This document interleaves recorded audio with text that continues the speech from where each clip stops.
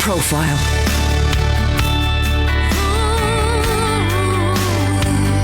You're listening to Premier Christian Radio. Where faith comes to life. Hello and welcome to The Profile here on Premier Christian Radio. I'm Chick Yo. Here's something that I read from an interview you gave, I think many years ago. Really interesting thing. You said, I don't believe in the phrase or title worship leader. And I don't think that I can actually lead people in worship. I can only lead people to worship. And that's my role. That's a really interesting thing to say. Were you just being provocative, or is that something you still feel?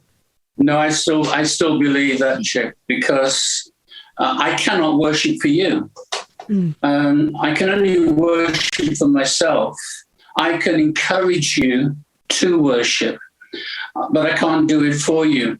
I tend, when I'm writing to people about visiting their church, I say I'll be very happy to lead sung worship, to identify the part of worship that I will be doing, which is the singing part, because worship is far bigger than song.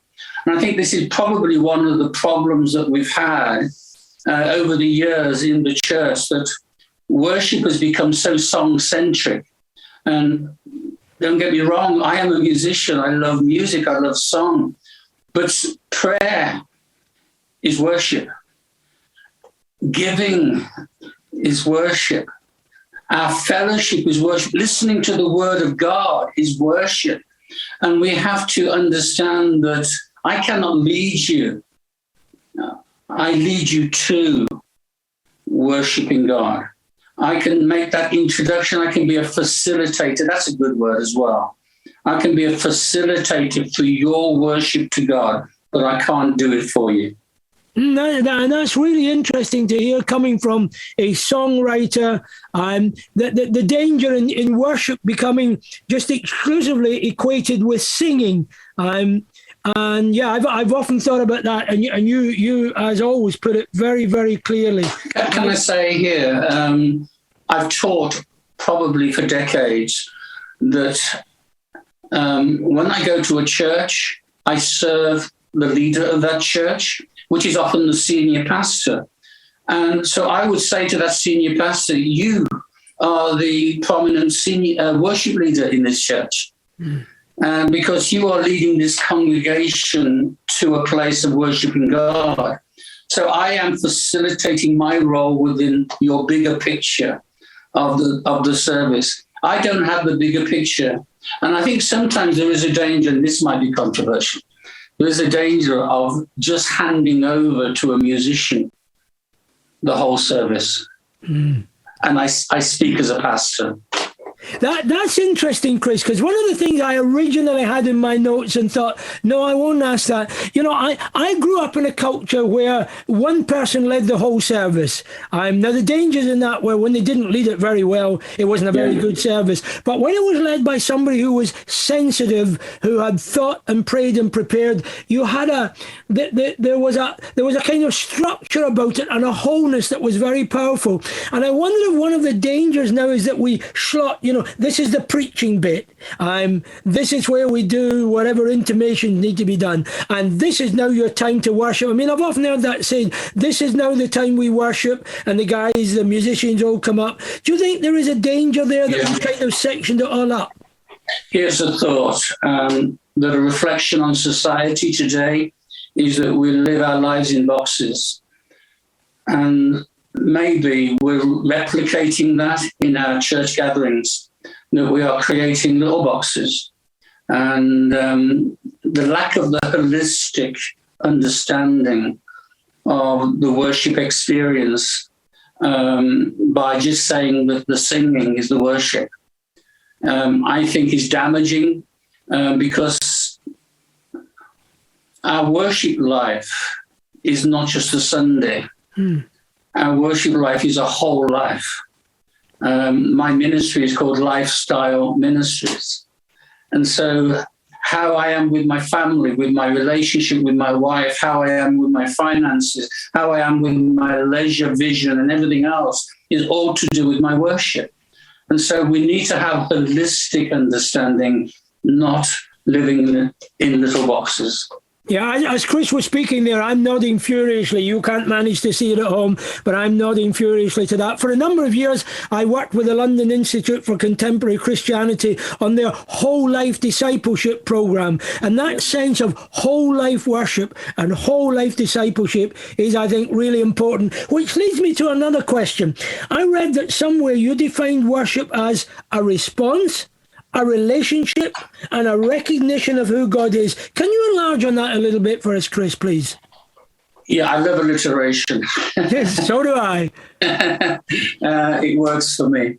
But I've already mentioned the other important R, and that is revelation.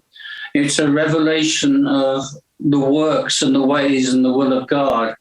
And the more we see him, and my first call into ministry came out of Isaiah chapter 6, which begins with, "And I saw the Lord."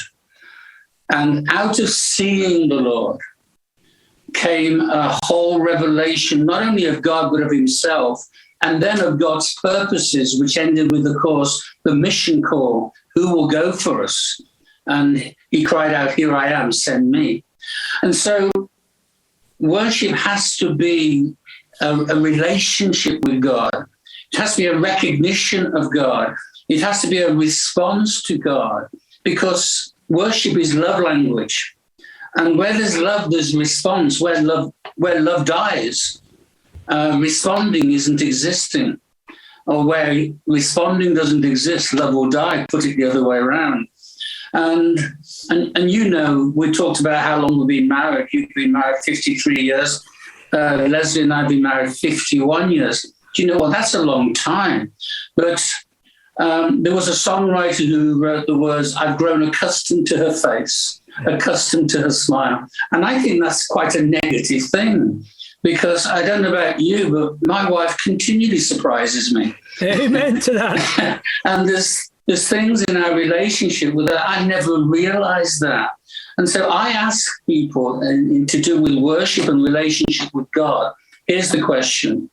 When was the last time you saw something for the first time about God?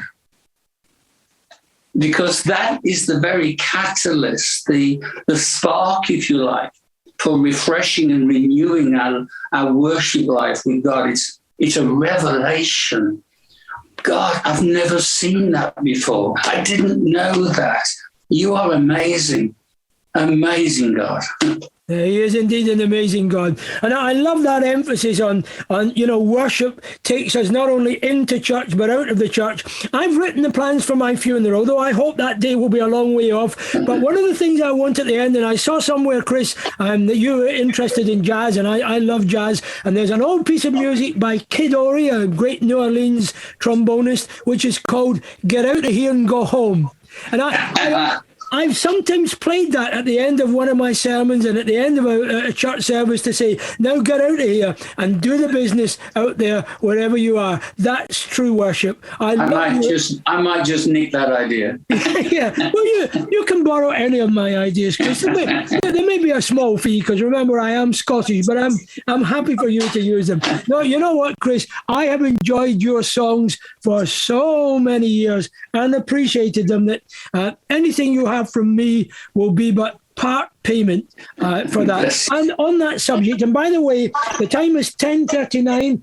Just in case you've just tuned in, you're listening to Premier Christian Radio, and this is Faith, Hope and Love, and I'm Chick Yule, and I'm in conversation with Chris Bowater. On your Facebook page, you have a photograph of you and Dave Bilborough and Noel Richards, obviously in worship, and the caption is, "Not a smoke machine in sight. Three amigos, simply worship." Now, that might have just been one of those facetious throwaway comments, but I kind of wondered if behind it was, are you concerned that there might be a temptation for worship leaders to court celebrity and that worship could degenerate into mere entertainment? Am I putting too much into that? I think the answer is yes to all the above. Initially, it was just a facetious throwaway comment. because it was very simple. It was without production, which is another word used today. It was very much planned, but mostly spontaneous, and it was a lot of fun and very uncomplicated, and it was raw, if you like. And it kind of takes you back to the days we talked about in the 70s. Hopefully our musicianship was better than back then, but it was raw in the sense of being simple, not complicated, and certainly it wasn't to impress people. I think there's always a danger when you have a platform. I don't care whether you're a musician or whether you're a preacher. Platforms are very seductive.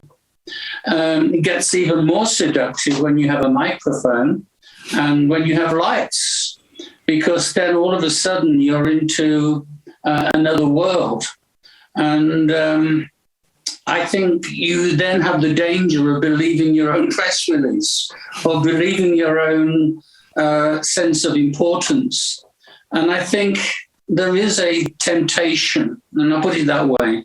There's a temptation, there's a test on all ministry, what our motivation is. Why do we do it?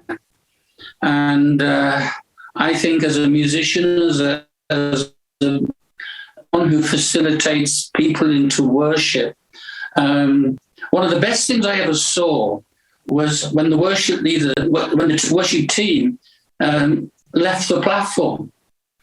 The congregation was singing and they left the platform empty because it wasn't about them. And there is always a danger that either whether we're preachers, pastors, or musicians that become performers, that we make it about us. And as Matt Redman wrote, it's all about Jesus. It's all about you, Jesus. It's all about you. Got a question that just come in from a listener saying, I wondered and wanted to know, what is your favourite song, Chris, that you wrote? And the one that you have most enjoyed singing and having played. Is that a question you can answer? It is, and yet it's also a difficult one. My wife and I have got 5 children, so it's like saying, which is your favourite child? Always a dangerous question to answer. So we don't have favourite children. They're all very special. And songs serve seasons as well. There's a time and a place, a moment for songs to become very, very important. I'm going to answer it with 2 songs, actually, if I may. Highest Honor, Jesus Shall Take the Highest Honor, has to be the song that I know is sung in a multitude of languages around the world. And I've heard it sung in Cantonese, I've heard it sung in Romanian, Polish, French, Portuguese, and so on and so on and so on. And when you hear the world singing your song, it's a foretaste of heaven, of the nations gathering, you know. So Highest Honor is way up there. But Faithful God is perhaps my most special song because it has a special backstory.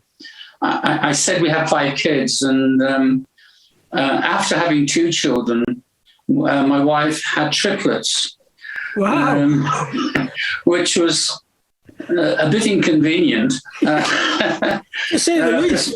We didn't have a house big enough, we didn't have a car big enough, and we didn't have a bank balance big enough. But Mark, Hannah, and Sarah were our triplets. And they're now 41, so they're not children anymore.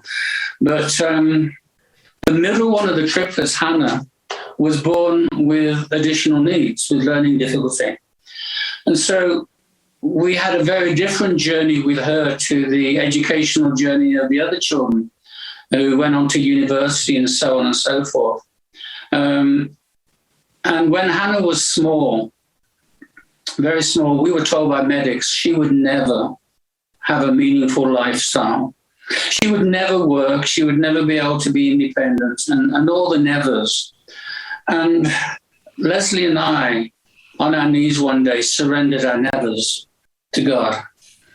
And we decided that never wasn't going to be an option for God. And we surrendered Hannah to God and said, God, will you have the last word on her life? Was she healed? No. But did she have a meaningful life? Oh, my goodness, yes. She's worked for years and years in a care home situation, looking after the elderly, and doing things that I could never do or my wife could never do. Meaningful, loved, active. She volunteers in the church. She's loving Jesus and loving people. And the song Faithful God was written when she was very small, which just basically, simply said, God, we trust in your faithfulness. Your goodness and your mercy never fail. And so, all-sufficient one, I worship you. And God became our all-sufficient God for Hannah, most definitely. Wow. And so this song it's down to Hannah. And it's sung around the world in all kinds of languages. And people around the world know about Hannah. And we give God glory. That's a beautiful story. I love that song, and I've sung it countless times, but I never knew the story behind it. And that was, you got to stop this, Chris. You're making me cry, and Scotsmen are not supposed to cry in public. We've got just a couple of minutes left, Chris. The time has gone so quickly. So I want to ask you, what would you want to be your legacy as a songwriter? That's a very difficult question, because you're projecting yourself into people's consciousness, and I find it hard to think of myself as highly as that, if I'm honest, like any of us. I pray that people will know I was faithful to my calling. Good and faithful servant is the ultimate accolade, of course. So whatever he says to me, I did it. And I pray that will be the hallmark of my life, but also that I was at home what I am on the platform, that there's a consistency of lifestyle, there's no contradiction, and the love of God will shine through at home as well as on the platform. To be the same man at home as you are on a public platform. That's a prayer so many of us have to make, isn't it? I think you've pretty well answered what was going to be my final question, my coup de grace at the end. When you stand before God, as we all will do, what do you want to hear from him, Chris? You made it. That's a good answer. Because you know what? It isn't tough being a Christian. It's impossible. And so it's by grace. It's absolutely by grace. And to know the grace of God on our lives that enables us to not only encounter him in worship by the Spirit, but one day to see him face to face. That was Chris Bowater speaking to me, Chick Yule, here on Premier Christian Radio. We hope you enjoyed this interview.